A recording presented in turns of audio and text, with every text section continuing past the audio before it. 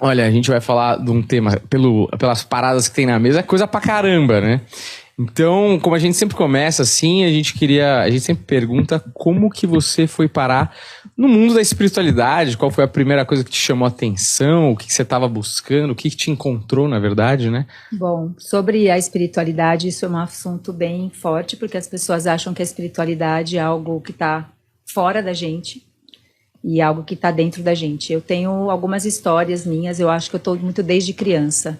Minha mãe conta, né, que uma das primeiras... Eu tinha um ano e meio e eu já tocava atabaque, né? Meus pais, eu tenho uma iniciação na minha família católica e espírita, né? Então minha mãe fala que eu desde pequena já tinha esse pé, né? Estava sempre buscando isso. Então, a espiritualidade chegou na minha vida de uma forma muito precoce. Então, eu sempre fui muito curiosa, né? De estudar, de ler, e nunca me encontrei em lugar nenhum, que é um pouquinho que a gente estava conversando aqui antes de eu começar essa entrevista, né? O que as religiões, né? A religião é um religare, né? O nome religião vem de religare, que é se religar de novo à sua divindade. Então a gente está numa transição. Então numa era onde a gente não tinha, né? Estava navegando muito numa escuridão muito profunda. As religiões, de alguma forma, elas deram esse suporte para a gente poder, né? Tá ali. Só que muitas coisas dessas religiões não conectam. Então eu, por exemplo, passei por todas elas. Se vocês puderem, assim, apesar de ser de uma família católica, eu estudei num colégio de freira quando criança, então eu falo, não teve jeito, a minha vida sempre foi permeada, né, desses ensinamentos. Inclusive hoje é o meu maior desafio, que é limpar esse HD, né, porque sempre acaba vindo também as distorções. Então tem sempre um tanto dessa questão que é para você se religar a você. Hoje eu entendo isso, né? Então a gente nunca precisou de um Deus fora. Isso é o primeiro choque, porque a gente está sempre buscando terceirizar aquilo que é da nossa responsabilidade, porque a espiritualidade ela é prática.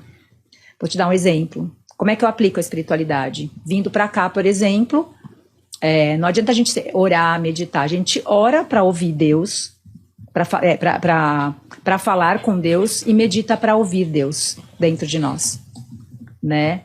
Então isso é uma coisa bem forte. Então a gente ainda está buscando esse Deus fora. E quando eu estou buscando esse Deus fora, eu não me responsabilizo pelos meus atos e pelas minhas escolhas. Quando você começa a descobrir isso, né? Você começa a questionar tudo. Então, como sempre fui muito questionadora, né? Eu ia nos lugares e não sentia nada. Apesar de todos os lugares terem roteiros, né? Sempre tem roteiros, ok, não deixei de experimentar. E aí, quando eu entrei na lei do tempo, eu comecei a entender as coisas que estavam escondidas debaixo do tapete, né? Porque aí você começa a entrar na história cósmica, na história da Terra, né? Até então, a gente chega na Terra, a Terra não para. E as coisas estão funcionando. Então, eu cheguei aqui em 1970, né? Muitas coisas estavam acontecendo nessa época. E a gente, quando chega, a gente entra muito pela cultura que a gente tem, entra pela história que a gente tem. Então, muitas coisas que contaram para nós não são verdades. Começa na nossa casa, né? O que a gente sabe sobre nós, alguém contou. E cada um a partir de uma ótica. Então, a espiritualidade é algo que a gente faz muito simples. Por exemplo, eu vim para cá no trânsito. Como é que eu aplico a espiritualidade? Não é você ir na igreja rezar ali. O que eu falei, ali você vai se abastecer. Qualquer coisa que você vai fazer na espiritualidade, você vai encher teu tanque, vai abastecer ele. Porque depois a iluminação, né, todo mundo busca a ascensão e a iluminação, ela é física, ela é teórica, ela é prática, desculpa. A teórica é o que a gente aprende filosoficamente sobre aquela situação. Mas a espiritualidade, ela é cotidiana, porque o amor é prática, o amor não é teoria. É o amor que conecta tudo. Então aonde que está essa espiritualidade? As crianças são extremamente espiritualizadas. Olha o que eles falam. Estão totalmente conectados. Por quê? Aonde está a espiritualidade, está o espontâneo, está o puro, está o divino.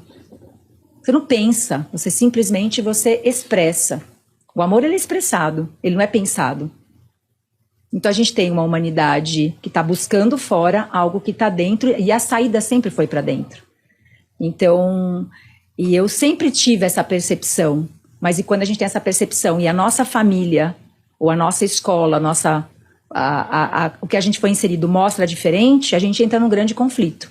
Tá aí as crianças que conversam com os animais, conversam com as plantas, veem espírito. Para a criança, até 3 anos, ela olha para você e para uma avó morta, ela está vendo a mesma coisa. Ela não diferencia o que é material. Por que esses seres se apresentam para as crianças? Porque as crianças estão 100% na espiritualidade. O que aconteceu com a humanidade? Foi buscar algo que perdeu na infância.